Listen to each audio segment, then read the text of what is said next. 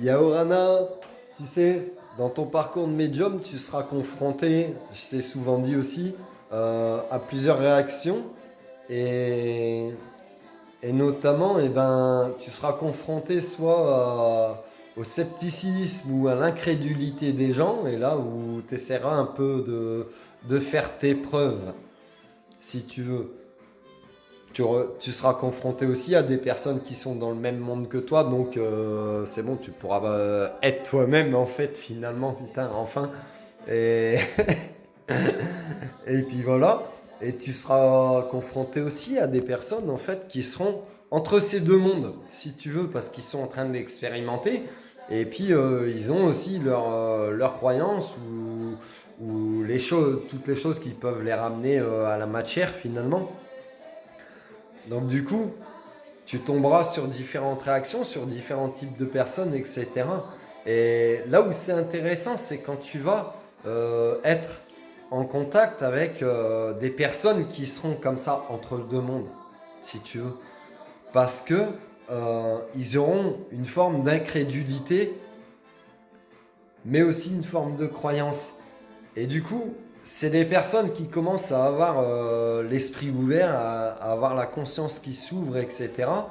À ce qu'il n'y ait pas que de la matière qui se régit et qui se passe autour d'eux, si tu veux. Et du coup, tu seras confronté à ce genre de personnes. Donc, ce genre de personnes, tu vas être peut-être en adéquation avec parce que si tu aimes transmettre, si tu aimes enseigner ce que tu sais, eh ben, tu auras affaire à des périodes, à des personnes pas forcément incrédules, ouvertes d'esprit, mais elles t'amèneront elles-mêmes aussi des compréhensions si tu veux. Parce que si tu es face à des personnes trop sceptiques, tu vas peut-être t'épuiser à essayer de convaincre pour rien. Si tu es en contact avec des personnes qui sont complètement dans ton monde, tu risques de partir un peu trop loin, de partir trop dans les débats trop perchés, tu es trop dans ton monde, mais du coup, te perdre aussi toi-même. Et en fait, tu vois, l'équilibre d'un médium, il réside entre ces deux polarités, c'est-à-dire d'expérimenter un petit peu souvent les deux extrêmes de chaque situation. Donc tu transposes, hein, tu l'adaptes aux expériences de vie que tu as pu avoir et puis tu vas comprendre ce que... Voilà, tu vas comprendre.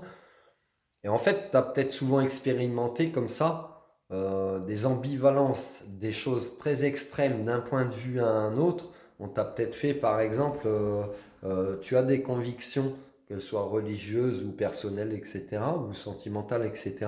Et pourtant, tu as peut-être expérimenté tout l'inverse. Et c'est comme si tu y étais allé dans ce chemin-là pour te faire violence, peut-être pour comprendre, mais aussi eh ben, pour savoir de quoi tu as besoin. Et finalement, ton équilibre, toi en tant que médium, il réside souvent entre euh, un petit peu des deux. Mais pas trop. J'aime bien, mais j'aime pas trop. Tu vois, c'est ce qu'il me disait un de mes neveux. Merci Alexis. Et, et voilà. Et en fait, ton équilibre de médium est là, entre expérimenter à l'extrême d'un point de vue positif ou d'un point de vue négatif, d'en faire la synthèse toi-même. Et c'est à toi aussi qu'il appartient de savoir, en fonction de la synthèse que tu as fait, ça me correspond, ça me correspond pas, que ce soit dans le positif, dans le négatif. Et puis tu sais ce qui est bon pour toi, etc. Parce que personne n'est tout blanc ou tout noir, comme disait mon pote Renaud. Bah oui. Du coup, voilà, j'espère que ça te parle. Ça peut te donner une indication un petit peu de pourquoi des fois tu penses peut-être avoir du mal à trouver ton équilibre, mais finalement si tu prends de la hauteur sur toi-même, du recul sur toi-même, tu vas t'apercevoir que l'équilibre, tu l'as toujours eu, tu as expérimenté pour comprendre, mais l'équilibre en toi-même, tu l'as toujours eu. Et est-ce que tu pourrais penser être un déséquilibre chez toi peut avoir été beaucoup amené de l'extérieur de par le formatage qu'on veut te mettre dans l'esprit que tu dois être comme ci, tu dois être comme ça. tu dois rentrer dans telle ou telle case, etc., etc., etc. Alors que tu fonctionnes à ta façon. Voilà, j'espère que ça t'a parlé. Je te fais des bisous. Prends soin de toi. Passe une belle journée, une belle soirée.